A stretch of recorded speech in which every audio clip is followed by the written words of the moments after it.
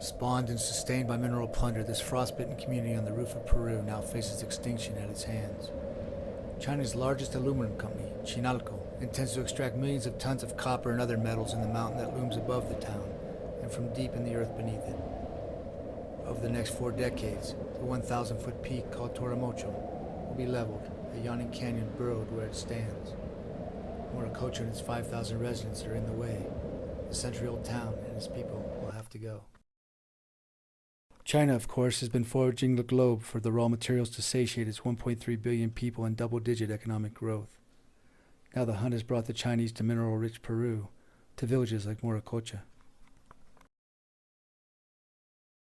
But many villagers, unionized miners, environmentalists, and political activists, concerned that this boom's promise will prove as false as those of the past, have allied against the Chinese. Morococha Mayor Marcial Solomé sums up the opponent's concerns. The mining companies fill their pockets with money, Solomé says, and then they go off to some other country and forget about Peru. He vows to defend his people, to leave them better off than they are now.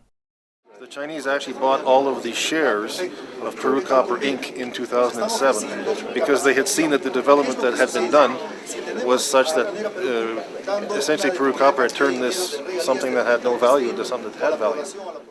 Chinalco officials say the company will spend some $2 billion developing the Morococha play, which they estimate contains at least 7 million tons of copper. If prices remain strong, the company predicts it will carry away at least $45 billion worth of copper, silver, and other metals. But poisonous waste flows in mining country streams, lurks in its soil, fouls its air. Workers' wages remain pitiful, villages among Peru's poorest. Es una vergüenza para el país. It's an embarrassment for the country that foreign companies can do here what they can't do in their own countries. Que no pueden hacer eso en sus propios países. My biggest fear, the activist bishop continues, is that with Chinese investment, the only thing they want is to monopolize resources, to become the new capitalist power of the world.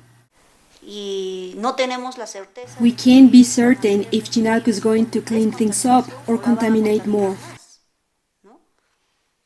That is a problem for us here.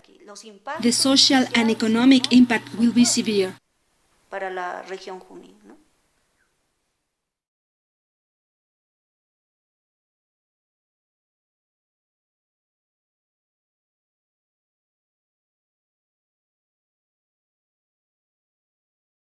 This is not an architectural problem. It's not a problem of coming here and building a pretty house. You have to respect the customs and the social fabric. Chinalco wants to operate in the world as a top-class company. But many villagers, unionized miners, environmentalists, and political activists, concerned that this boom's promise will prove as false as those of the past, have allied against the Chinese. For whom are they building these 5,000 houses? We are being vilified by this company, Peru Copper. How much money are we going to lose in Junín department? If they relocate me where there aren't any businesses, what am I going to do? When are they going to relocate us? But broken promises and dashed expectations are as constant as the cold in Morococha. After a century of mineral plunder, people here are as poor as they ever were.